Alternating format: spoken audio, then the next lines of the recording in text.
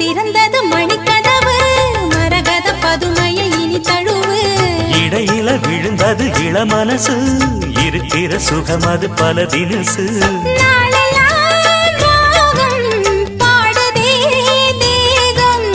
வாழ்வெல்லாம் யோகம் வாழ்த்துதே யாவும் விதவிதமா விருந்து வச்சு விழி வழியே மருந்து வச்சு